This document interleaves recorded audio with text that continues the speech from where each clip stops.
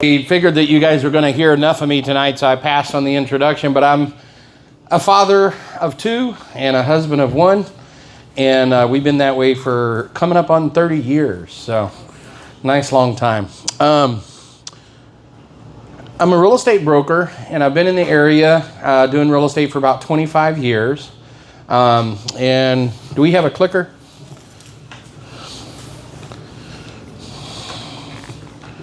And so my partner is Gary Meek here on the right-hand side. And I'll apologize for some of the slides. They're going to be a little disheveled, but it's the software differences between what we made them in and what they're in now. Real estate has always been something that we've loved, and I've always worked more with investors than anybody else.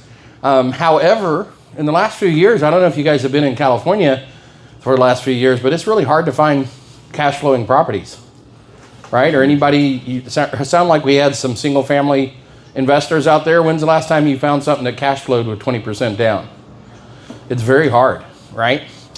And so we started looking around at different things, and some of the trends that we saw is that there's a lot of increased living expenses. Costs are going up. Your income's pretty much the same or flat or maybe going down in some cases. Seniors don't have safety nets. They're out there on their own. A lot of seniors have situations where they don't have family support anymore. Some of them have outlived their family support or their families moved on. Isolated individuals is becoming a very real thing. There's been some studies that have said that some people will go a week without a meaningful contact with somebody else. And I know that's hard to imagine if you have a family. But if you don't, it might not be so hard to imagine if you're by yourself. Failure to launch syndrome. I think a lot of us parents are looking at our young people and going, kind of thought you'd be out of the house by now, you know. But then what we're finding is as you put your head up above water, you find out that's not just your young people, it's everybody. They're all getting started later. They're moving out at 26, 27, 28, not the 18 and 17 that we moved out in, you know, completely different. And high housing cost drives a lot of that. So we started, as you guys have already, everybody's probably heard of Simon Sinek's Start With Why. Anybody does not know what I'm referencing when I say that? Okay, everybody here knows? Okay. Oh, you don't? Okay. So Simon Sinek did a TED Talk. If you get a chance, you should listen to it. Very great speaker. Became probably one of the most viewed TED Talks of all. And it basically is start with why. And so if you get down to the core of what your problem is, then you start with the why, and that's where you go from there. So for us, the why started right here. For us, the why was not a why, it was a who.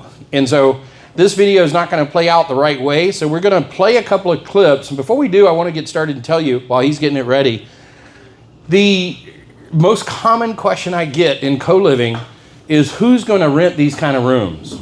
Who are the people that will rent these rooms? So we're going to go into what the rooms are and how they are, but I want you to get very close real quick just to learn who the people are that are renting the rooms. And so we're going to go through about 3 or 4 of these, and I want you to hear, actually we'll do all 5 of these. I want you to hear who the people are, what they have to say. These are your future tenants. These are the future members staying in your properties. How you wound up here, and what does it mean for you to have a place like this where you can be? This is my 9th year in California. This is the closest I've ever had to have my own. Get a couple of pictures if you space this entire time. It came at a perfect time.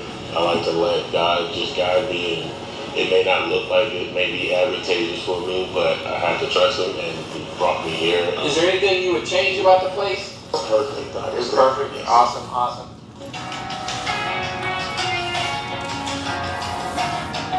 Yep.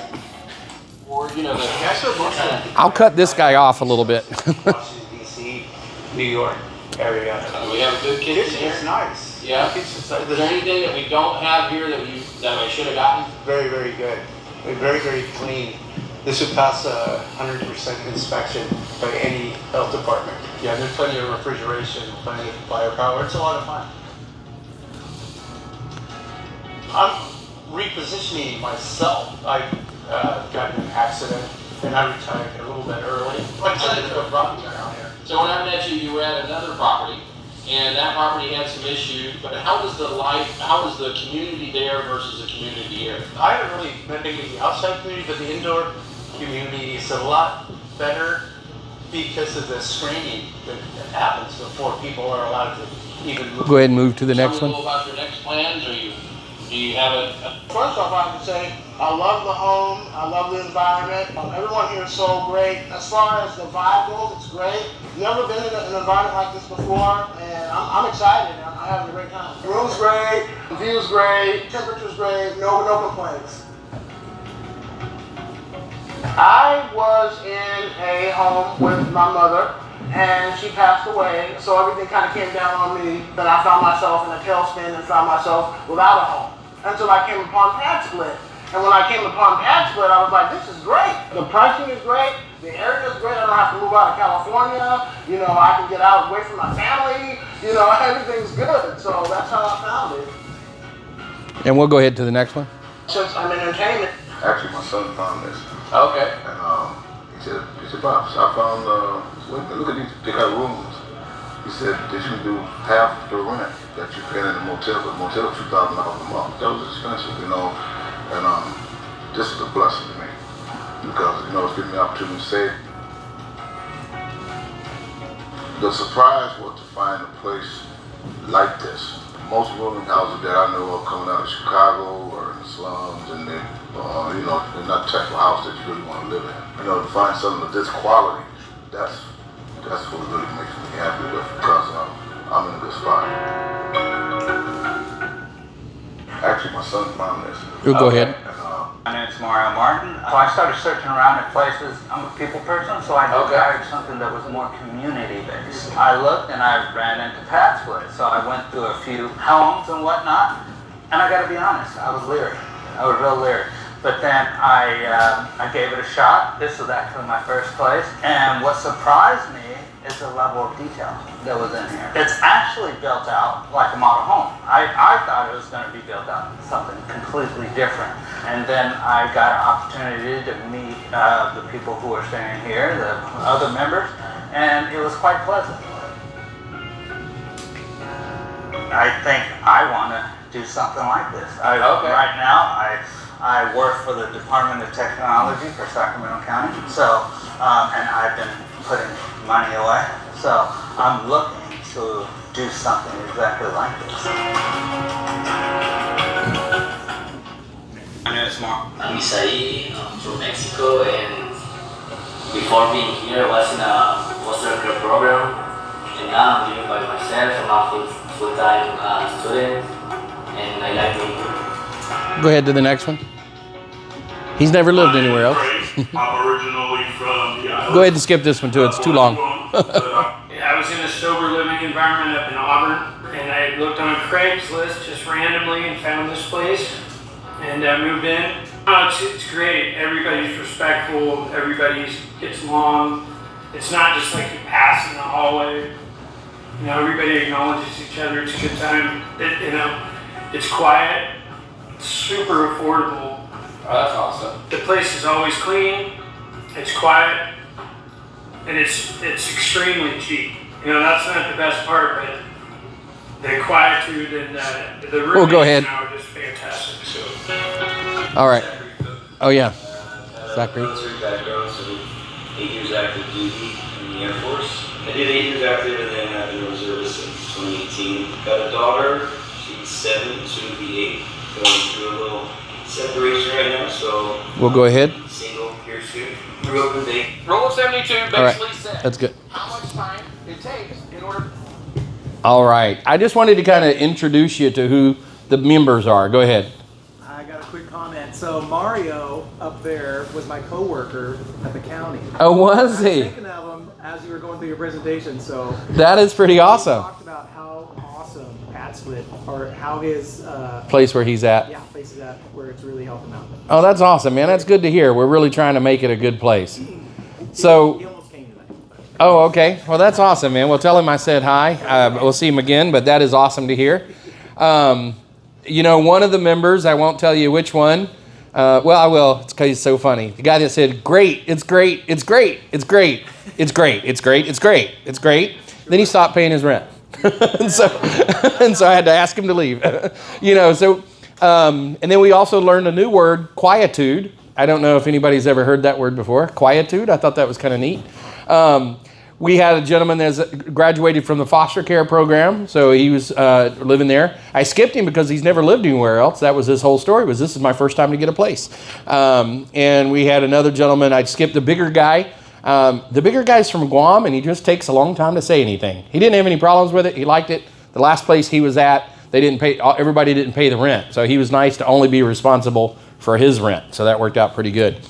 Does that help you to kind of get a feel for who stays in this property? You can see it's a real cross section. We also have about 3 women in the 2 different properties that we have. We've had 5 before, but now we're at 3. One of the women is actually cleaning both properties and some of my rental properties as well, so she's worked out pretty good. One of our pad split members is now taking over the lawn. We used to have a lawn guy that came through, one of my landscapers on a route, and so one of the pad split members has taken that over. And so it really is a cross-section of humanity. It's not any particular class. That's not how we set it up. And we'll go ahead and go through the next slide. I'll jump forward here. All right, so now you've seen the why, which is really a who. And we say, well, how can we make a difference? And so for us, co-living was where purpose meets profits. And so we're not a nonprofit, but we did want to build something that would make a difference, and I'm really glad to hear that it is making a difference. We have one of the gentlemen is a school teacher, and for St. Hope downtown, and he said he just doesn't make enough money to have his own place, and this is the first place that he could really call home in 9 years after being here. So it's pretty cool. We have them share common areas, they share amenities, shared expenses, they share community.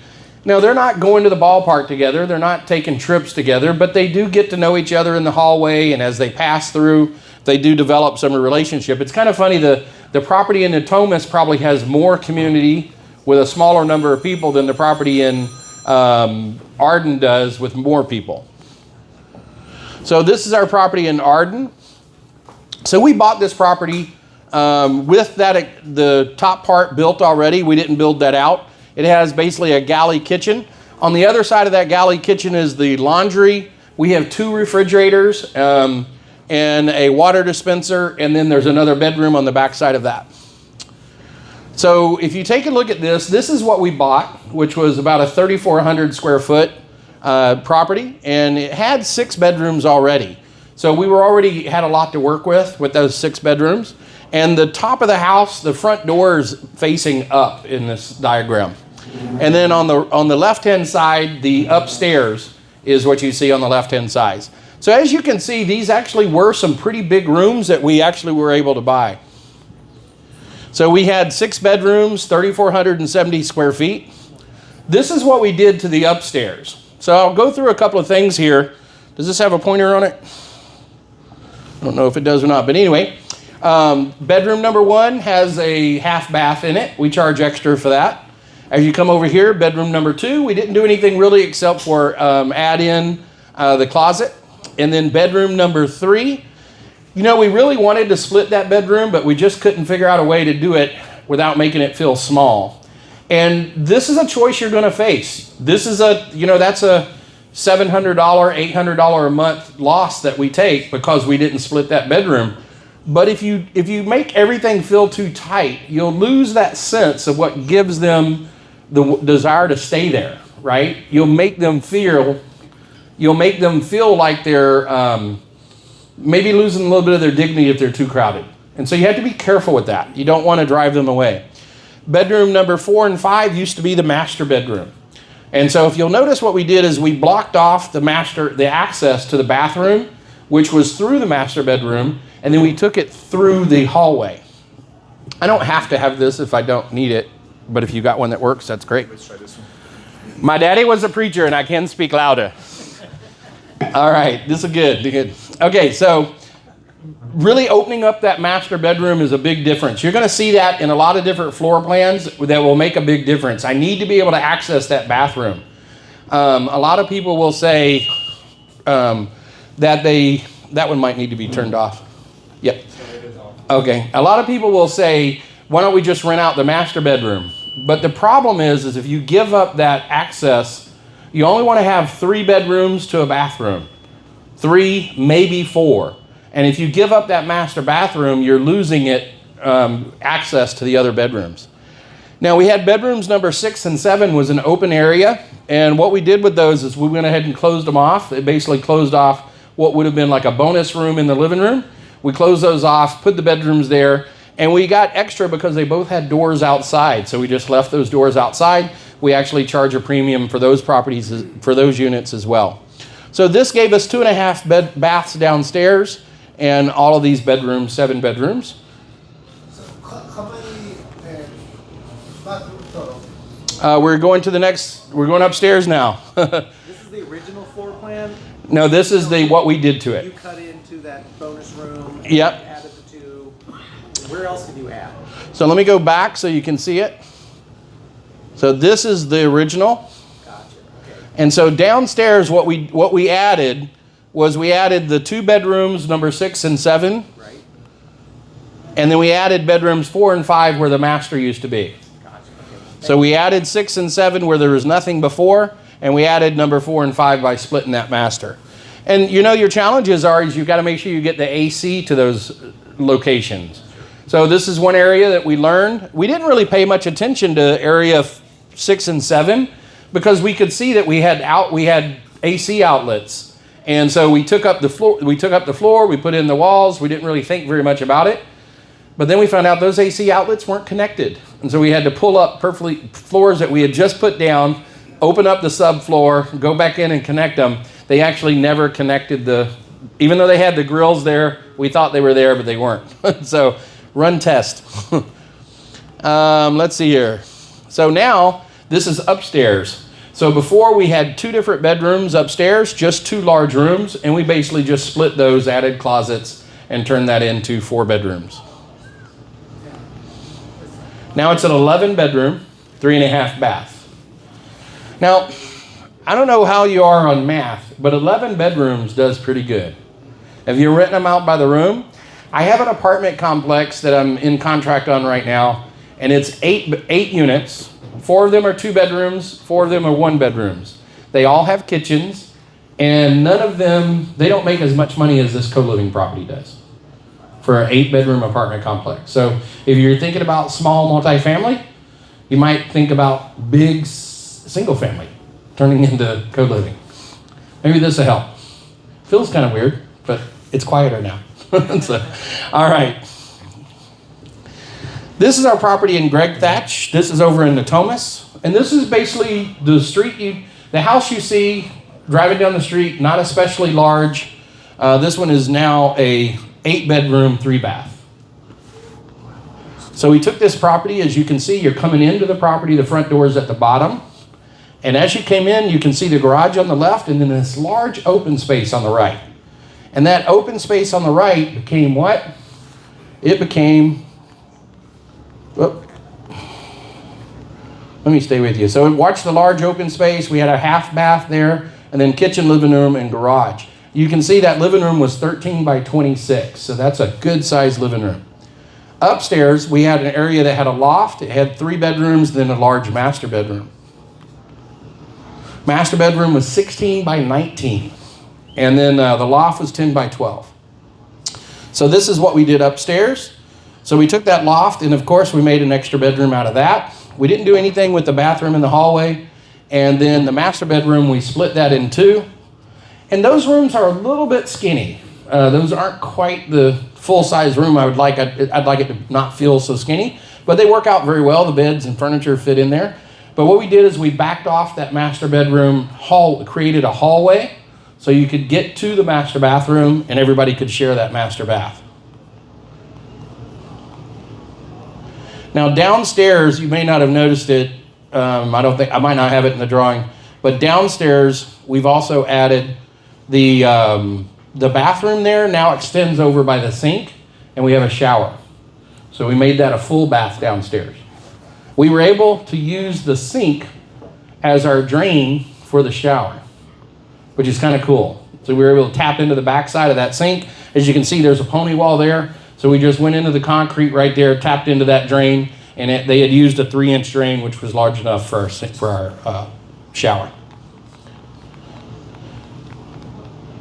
That's his story. You've already heard that. So we'll talk a little bit about what it takes to do co-living. It takes a lot. This is a lot of moving parts. We've got 19 rooms, all rented out by different people. They don't always get along. We try to eliminate points of conflict. However, we'll go into some of that more with questions and answers, I'm sure. But all of these things have to be accounted for. So you've got to deal with marketing. You're going to have to fill those units up. Pad Split's a partner that we use, a third-party vendor, and they fill up a lot of our rooms. They fill up about half of our rooms. Member screening. You've got to screen those tenants. Pad Split does some screening, but frankly, you need to meet the people. There's just no substitute for it. Pad Splits is in Atlanta. They're not coming to your rescue if you get crazy in your building. And so the light level screening is probably not enough. And once you kick crazy out once or twice, you'll probably up your screening. Member management, these happen mostly off. We don't get involved in that mostly. All their billing is done through them. That works out pretty good. Even the ones that we bring in, we put out to them. Payment collection and onboarding consultation. They'll help you with stuff as much as they can do from a distance.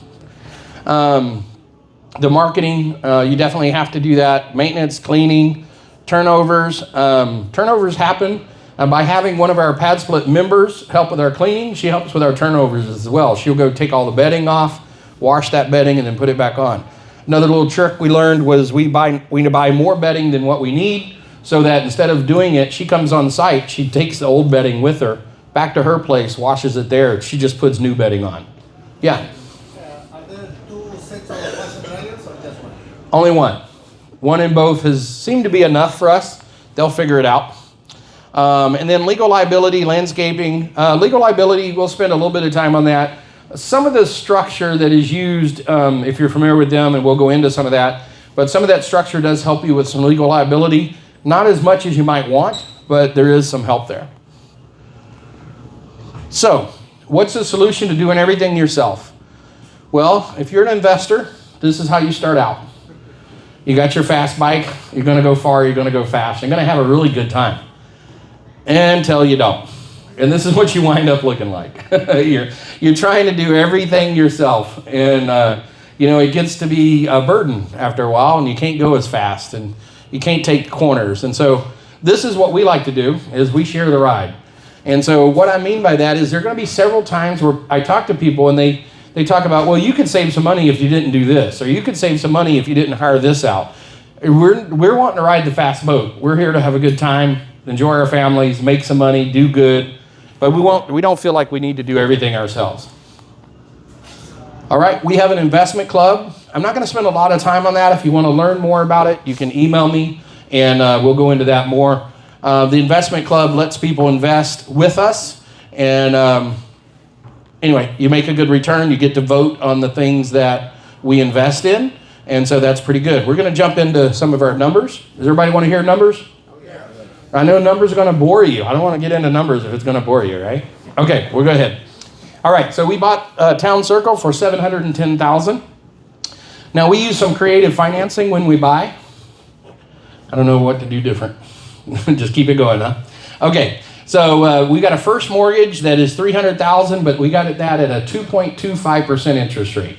So we did an assumed loan on a first mortgage from a VA individual, and that keeps our payment really low. If you haven't done the math on that, you can go to calculatestuff.com. That's my favorite calculator.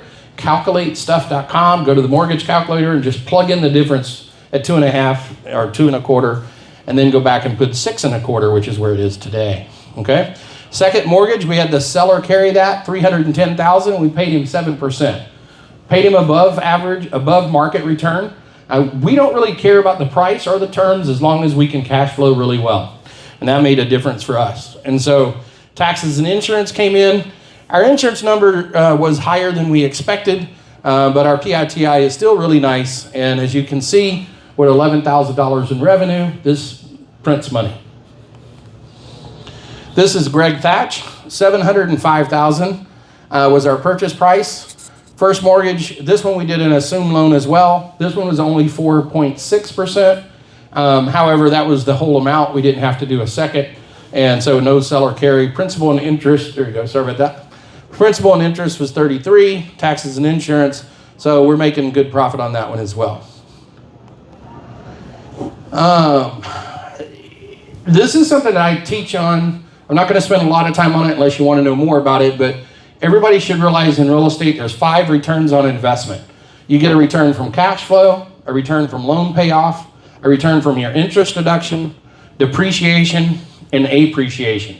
All your numbers are going to be different, but you definitely should be seeing cash flow in this model. We're wanting to see somewhere between 10 and 15%.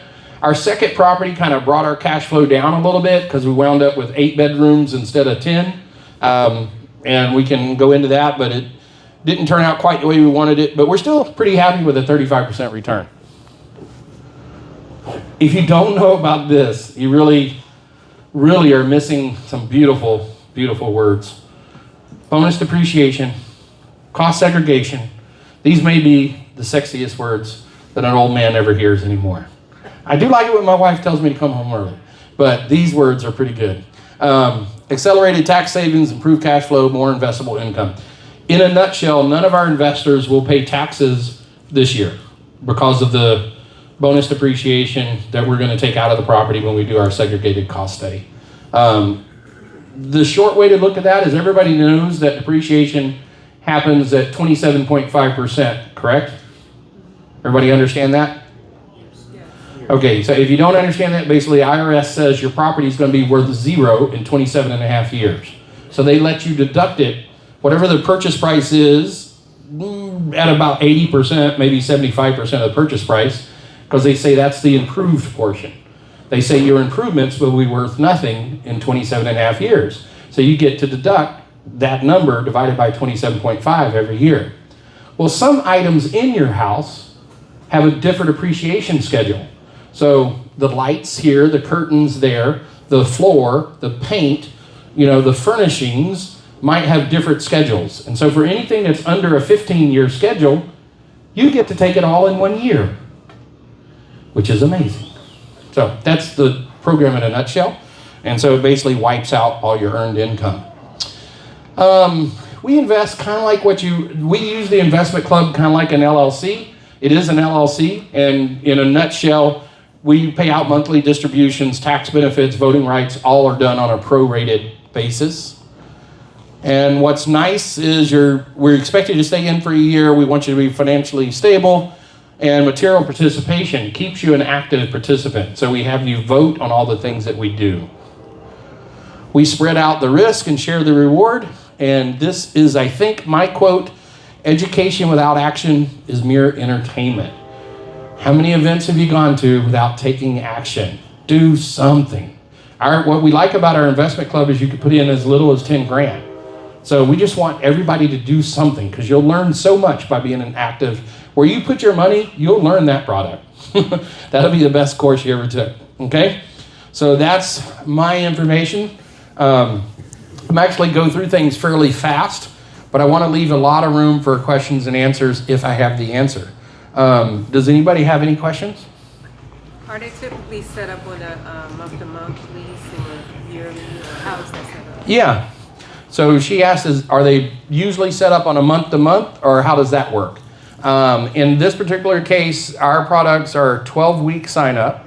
So they sign up for 12 weeks. They're usually billed weekly. And so they've committed to 12 weeks. They can buy their way. If they pay a little extra, then we'll let them change within that 12 weeks. Sometimes they might go to another property that we own. Sometimes they might go to another pad split property in another city. And then sometimes they just walk away. So we've had no real issues filling up rooms. At first I thought it would be an issue. I actually have my rents a little under where I think I can get them to because I just wanted to fill them up fast. I'm what you call a scared investor. I'm always scared. And so I seem like I take a lot of bold steps, but then I immediately come back and try to do everything I can to offset risk. And so for me, the big risk was not whether we were losing out on our monthly income. The big risk was not having a tenant. And so we put a lot of tenants in fast, and I filled those things. I had them rented before I stopped construction. On both properties, we were still doing construction while I rented them. I would just basically tell them, hey, I'm working here. Are you wanting to still rent while we're here? But we're building this thing out. We didn't go any time without tenants. Go ahead. Any complaints from the neighbors regarding parking? For the neighbors? Yeah, regarding parking. Yeah, so it's kind of interesting. The property in Natomas is a lot tighter as far as the neighborhood goes. It's a lot closer together. It's out by the airport. And I really expected to have more issues there, but I don't. I don't know why. The street has a lot of parking on it, and so we buy the properties. We're going to do it. Do I have time to the other video? How am I doing on time? Okay. Yeah, we'll do that one in I'll take a couple more questions, then we'll do that second video. So the parking really hasn't been an issue because we bought the properties knowing that there was extra parking. As far as neighbors, we have a lot of neighbor interest in what we're doing, and if they do find out, one of the things I did wrong the first property is I advertised it online like I would another property, and I gave the address. And that was a mistake. That was a big mistake. I had way too many neighbors. I didn't have any neighbors at all interested in what we were doing on the other one. For one thing, when I bring in building materials, my building materials are on the ground for about an hour. That's it. You know, so I had crews standing there waiting to pick them up and load them into the garage, load them into the garage, load them in the garage. So nothing was left outside to show that we were working. That's a big thing. You can really cause yourself a lot of problems by leaving stupid stuff laying outside. Go ahead. How can I do research if there's a demand for rent by the room? If I'm working in another state, then some properties. Go to Pad Splits. They'll have research for you. Let me ask you a question. The area that you're going, is it semi-populated? Yes. What area? Greenville, South Carolina. Greenville, South Carolina. Does it have poor people in it? Yes. Then you can do rent by the room. If it was all rich people, maybe you couldn't do it. But yeah. If I have a 3-bedroom and a 2-bathroom unit, is that enough? I don't think so. Not in my model. I'm expensive. Getting me involved in it is very expensive. And when you start adding on me, and then you add on utilities, and then you add on taxes, I really want to see you at 7, 8. I don't want to do anything under 8. I think without me, you could probably, if you didn't have a third-party manager and you did everything yourself, you might could get away with 6. If you already own the property, you might could get away with 5. But I would not do it for anybody. I wouldn't tell anybody to do it under 8. You know, I really want those extra numbers. I mean, the question is, are you wanting to break even or are you wanting to make money? I mean, we're making money. We're $2,000-3,000 a month in cash flow. So, go ahead. Yeah. So, how are you dealing with the zoning and the city-county ordinances as far as how many people can live in a residential home? We don't have any city-county ordinances that we're aware of how many people can live in a in a home. But you're in Natomas? In Natomas, yeah. Yeah. We're in Natomas and Sacramento. And as far as we're aware of, there are no ordinances on that. And if there were, they would probably be stricken. They won't pass any constitutional stand. California, and don't take this the wrong way, but we have a he, she, thee, them problem in California where we're not really sure what anyone is. And there's really no way for the government to come in and tell you who your family is.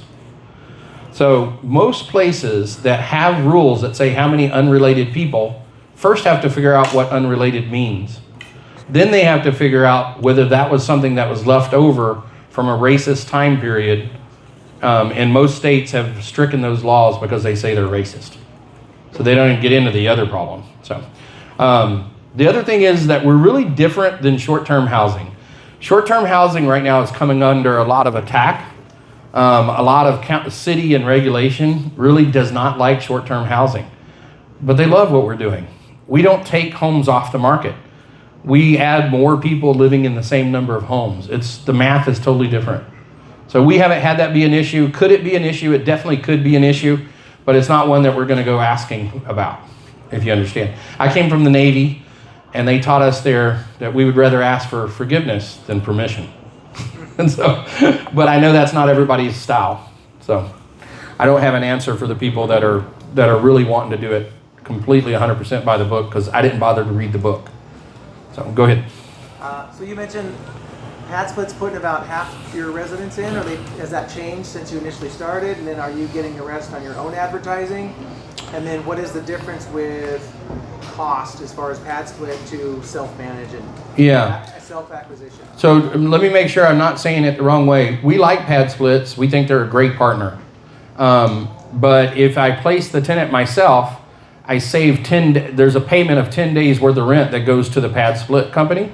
Okay. And so I don't have to pay them that, let's call it a lease up fee, right? If I find them myself. So I actually run a property management company with 200 doors. And so I'm kind of finding people anyway, and I have the ability to screen them. So not everybody has that ability. If you didn't have that ability, pad split is a great way to go. But even then, my wife yesterday sent me somebody from Sprouts, that she works at Sprouts, and she said, hey, this girl's looking for a place. You know, well, that one won't cost me the 10 days. I'll put her through. She'll still go, I get a link, and I can send them to pad splits. Pad split still does their screening, and then they come through to me. I do a second layer of screening, and I can still do them without having to pay that extra fee.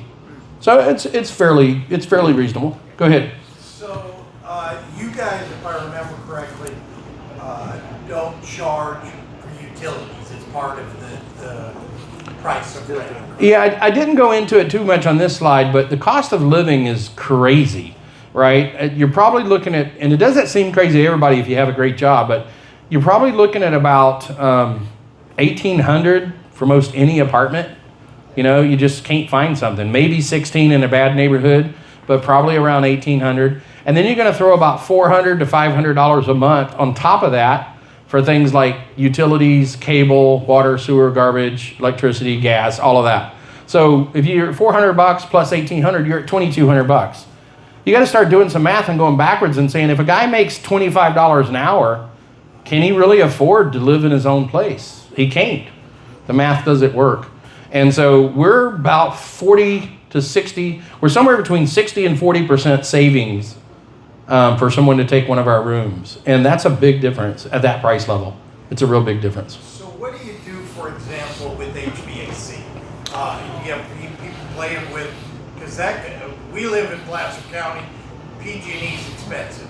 So yeah. If they're running that HVAC, I was just always curious about that. Yeah, so we're getting ready to find out because this is our first year. And right now I've got a broken AC system in one of my places I've got to fix. So yeah, we're getting ready to find that out. We do have, we have good systems that are in place. The older system's actually running a lot better than the newer one is. But we're going to find out. What I haven't heard a lot of is complaints among them. I haven't heard them saying this is too hot, this is too cool. For one thing, we have fans in every room. So there's a ceiling fan in every room, so that takes care of some of it. And then the other thing is we charge enough money to pay the utilities. So yeah, do I like writing that check? No, but that's part of doing business. So I budgeted for a high electricity bill. So I think I think part of the challenge that investors have sometimes is they bring some of these problems on themselves. They get into a deal that's too skinny in the first place, and then they start worrying about trying to tell a grown person what to set the temperature at. Now, I do have a digital thermometer, and I probably will eventually set a range so they can't take advantage of it. That's probably going to happen this summer, but so far it hasn't. But I think that the key is make sure you got enough money coming in to pay bills like that without having to make them feel. As you heard the people talking, my houses look good. They're built nice. These are great. I have a great contractor, and he builds it like it was new construction. You really can't tell the difference. It looks, that house in Natomas looks and feels like it was built that way. And I've got 8 bedrooms. Let's go ahead and play. I'm going to share a little video. Are you guys okay with the video? I know it's not the perfect setup. You guys okay watching them? Yeah. All right, so this video, all these videos are on our YouTube page, by the way, Expert Co-Living YouTube page. This video is going to be about how to find a good co-living property. And I just thought it was easier to show you on a video than to just tell you.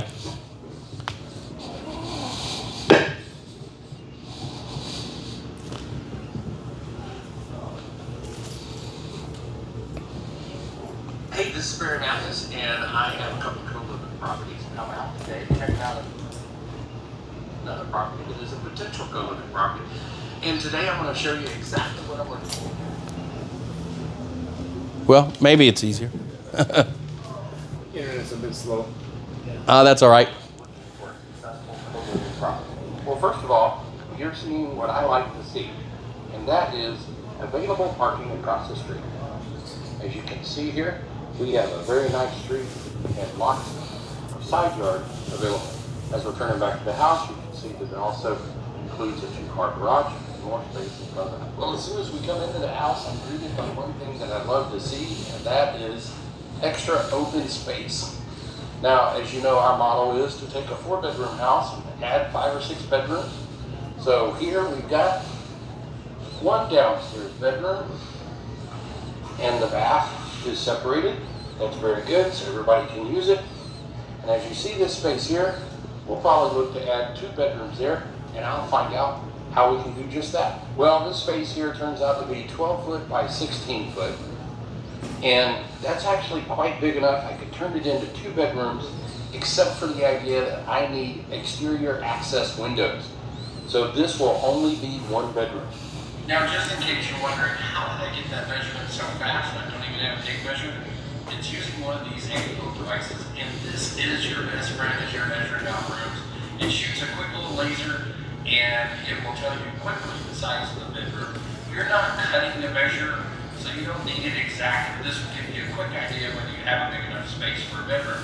What are we looking for? Well, we don't want our walls to be less than 8 feet. And so an 8 by 10 would be ideal. That's about as small as you want to go. And hopefully we'll have a little more room than that. We've already discovered a few things here, so I'm going to show you what I found. Well, if we're keeping track, we've got 1 bedroom plus another bedroom. And then as you can see, we have a very large, oversized living room. Coming into a large kitchen. We're going to keep that large kitchen, but right here where the break in this window is probably going to be another bedroom. Let's see what kind of distance we have. That's about 10 feet. So in between these walls, we'll go another room.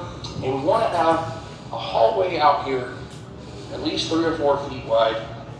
And so we've got 8 by 10, and coming this way, that'll be 11 feet. So this is plenty of room for another bedroom. And guess what? We've already got our egress window. So when we get done with this, we'll take this large living room, add a bedroom.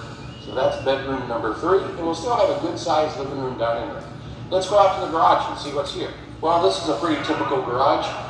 You can see that you definitely have enough room in the garage to put 2 rooms. However, the trouble is you're always trying to get to that outside access wall. And as you can see, you have a lot of services on this wall. So that kind of makes it difficult to get 2 windows in. So maybe limited to just 1 bedroom. So bedroom number 4. But wait, dun, dun, dun, dun. I love seeing this. This is now bedroom number 5. So bedroom number 5, and we haven't even gone upstairs. This has an access, this is the exterior wall on this side, so no problem putting in that window. We still have access to the doorway here.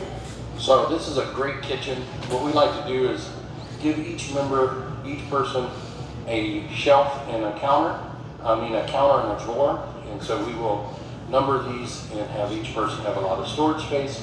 And you can see this great refrigerator that's built in. Right here beside it, we'll put another refrigerator on this side, and that will give us a little extra space. When you get 5 or 10 people in a space, you definitely need that extra. Now, as I'm looking at this space, I find that there's actually a door right here with an extra closet. It is possible that we might wind up putting the extra fridge here instead of in the living room. Well, you guess it, there's a loft. And what do I see when I see a loft? I definitely see bedroom number 6. So we have a secondary bedroom already done for us, and this will be number 7. What do we have here? Another good sized bedroom, and this will be bedroom number 8. Here's the laundry and another hall bath. Now, this is where the challenge comes. This is the master bedroom and the master bathroom. And the trick is this master bedroom going to be bedroom 9? Or is going to be bedroom 9 and 10? I'm going to have to think about this for a moment. Well, at 18 feet by 16 feet, there's definitely enough room to make it happen. The way the windows are split in between will allow us to come straight down the middle and have existing windows for both. And then we'll have a path, about a 4-foot corridor that will take people around so that everyone in the house can use this master bathroom. We never want to lock off the master bathroom if we can help it. And if we were going to leave the master bathroom private, then we would have just made it one big bed. But right now we're seeing that getting multiple rooms is definitely better than just having one big room. The other thing is there's a huge closet here that's a walk-in that we'll actually be able to incorporate into making the smaller of the two sections a bigger room. Pretty nice. I love the simplicity of the outdoor backyard. It's very simple, be easy to use, and nice to make a getaway area. When you have so many people in one house, it's nice to have some quiet areas outside where you can get away from the crowd. Also, you can see in the backyard, in the backdrop, that's a lovely power line. Now, why would I say lovely? Well, because most people, when you're buying a house, you don't want a power line in your backyard. You don't want it to mess up the aesthetics. Or if you're even closer, you don't want the EMF coming off